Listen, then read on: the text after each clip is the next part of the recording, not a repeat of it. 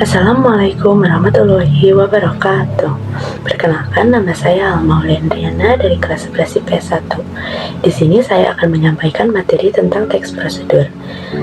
Yang pertama ada pengertian. Teks prosedur adalah suatu teks yang berisi langkah-langkah aktivitas atau kegiatan untuk menyelesaikan suatu pekerjaan.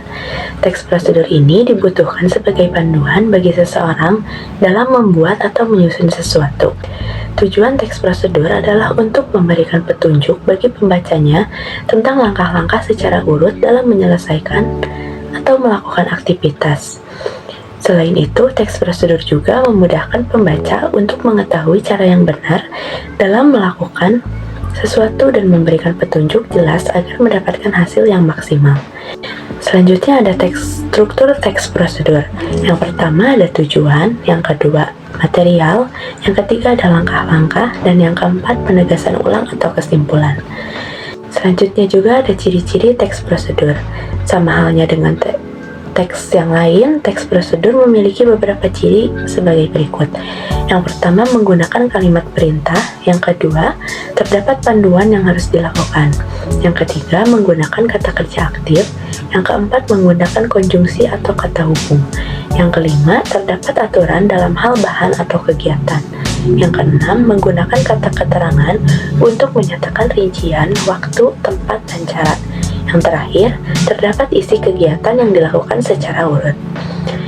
Selanjutnya, jenis-jenis teks prosedur. Yang pertama ada teks prosedur sederhana, yaitu hanya berisi 2 atau 3 langkah saja, contohnya untuk mengoperasikan setrika. Yang kedua, teks prosedur kompleks. Teks prosedur kompleks terdiri dari atas banyak langkah dan jenjang untuk setiap tahapannya. Contoh teks prosedur kompleks adalah cara pembayaran tilang oleh polisi. Yang ketiga, ada teks prosedur protokol. Teks prosedur protokol merupakan teks prosedur yang langkah-langkahnya bisa dibulak-balik, tapi tujuannya tetap bisa tercapai. Contohnya, dengan cara memasak mie instan. Selanjutnya juga ada kaidah kebahasaan teks prosedur. Yang pertama ada kalimat.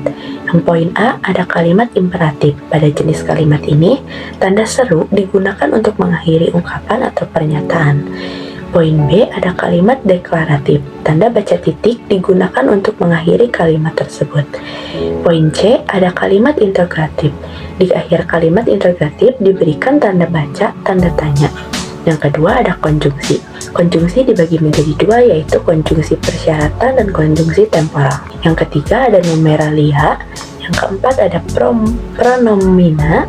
Pronomina dibagi menjadi 2, yaitu pronomina penunjuk dan pronomina persona. Yang kelima ada verba. Verba pun dibagi menjadi 2 bagian, yaitu verba material dan verba tingkah laku. Susunan membuat teks prosedur. Yang pertama ada judul, keduanya tujuan, yang ketiga alat dan bahan, 4 langkah-langkah, yang kelima penutup atau kesimpulan. Selanjutnya ada contoh teks prosedur yang berjudul cara membuat paspor. Paspor adalah dokumen resmi yang dikeluarkan oleh pejabat yang berwenang dari suatu negara yang memuat identitas pemegangnya dan berlaku untuk melakukan perjalanan antar negara. Bagaimana cara mengurus paspor? Berikut ini cara mengurus paspor dengan baik dan benar. Yang pertama, datang ke kantor imigrasi atau bisa datang ke kantor imigrasi yang tertera pada KTP kita atau kantor imigrasi terdekat.